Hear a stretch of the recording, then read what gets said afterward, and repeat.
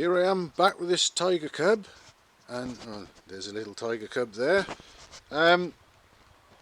Just sort of considering the occasional misfire that we had from it the other day when I rode it.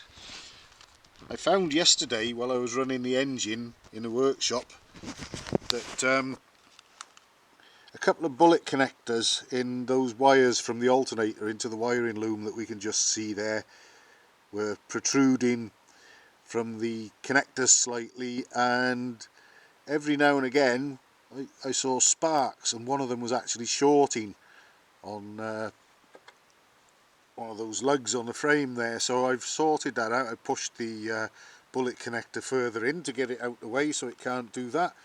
They're just wires from the alternator, so whether or not they might sort of produce a misfire, it's quite possible. So anyway, hopefully I've ruled out that possibility there at those connections. I thought I'd take the battery box cover off and have a look, because this is clearly running on 12 volts in order to have the Boyer ignition for a start off, and we got a bit of a rat's nest thing going on here. And also there's the ignition box for the Boyer there, tucked away in the battery box, wrapped up in protective sort of foam. That's all fine. There's a couple of rather iffy looking connections there, and a terrible excuse for an earth. There's the red wire from the Boyer box going to this here, which is a sort of a hook bolt that the Tiger Cubs have to hold the toolbox lid on. And obviously then someone has sort of decided that they would improve on it by drilling through this bent plate here to sort of act as something they can tighten a nut down against and put their earth wire on. But I'm going to make a much better earth than that, because I wouldn't trust that earth.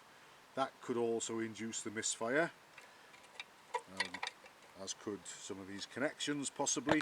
Also, interestingly enough, as it appears to be 12 volts on this bike, and all the lights appear to be 12 volts, I thought I'd have a look around and see if I could find anything like perhaps a Boyer power box or equivalent of that might control the voltage.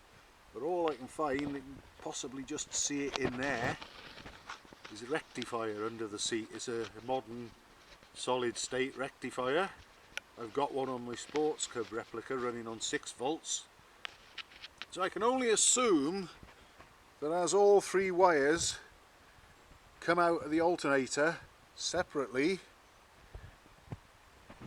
and rather than having 2 wires joined into one, that a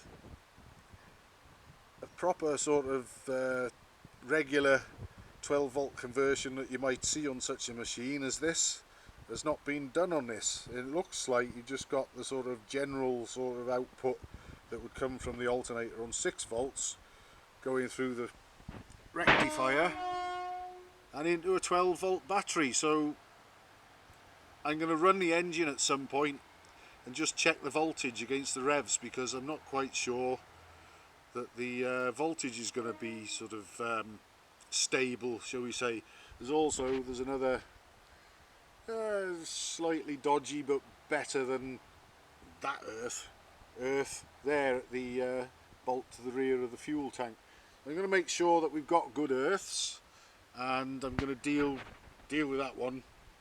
I'll also tidy up some of the connections and so on, and hopefully find out what sort of voltage the alternator is trying to cram into the battery and the ignition system, and make sure that all that is stable. And we might be in with the chance of running this thing without a misfire, I would think. But it's surprising. It's another one. It's obviously sort of been, shall we say, restored in inverted commas. Look at that rat's nest of wiring in there. I mean, obviously it works, all the lights work, the horn works, and the engine starts and runs, but there are little issues to deal with, and seeing things like that in there aren't terribly encouraging. But hopefully I'll be able to work through it and find the source of the misfire, and perhaps get a run out of this machine soon without a misfire. That would be nice.